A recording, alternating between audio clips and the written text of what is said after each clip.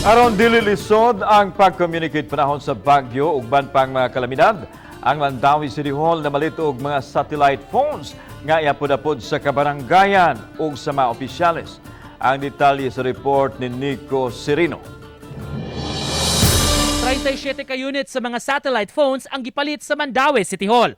Ang mga sat phone nakitang dakog ikatabang panahon sa mga kalamidad ug emerhensiya kung lisod ang pagpangita ug signal. Labi na human sa pag-igo sa bagyong Odette kundi inahagba ang mga telecommunication signals na sinati ang kalisod sa pagtawag sa lain-laing lugar. Dili na ni mga kontak sa laing satellite phone, but makakontak sa niglaing cellphone. Ang laing cellphone, makakontak sa dani o landline. No?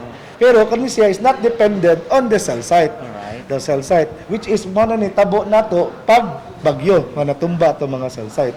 So, this dependent ni siya sa ato ang satellite. Tag 38,000 pesos ang matag unit sa sat phone nga gipalit sa Mandawi City. Apuran ang tanang barangay kapitan samtang may napu pa ka units alang sa mga department heads sa response cluster.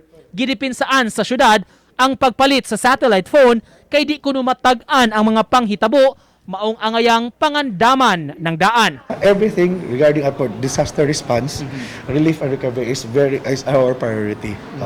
Das ang city, wala raman dili raman good kani sat phone ang gipalit, di ba?